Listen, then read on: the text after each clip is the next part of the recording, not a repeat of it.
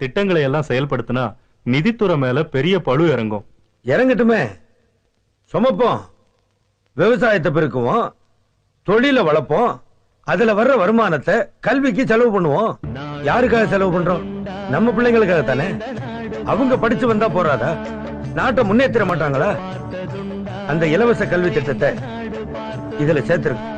சரி, உடனடியா அந்த திட்டத்தை அமல்படுத்தும். சரி. வேண்டாப்பா, எந்திரிங்க.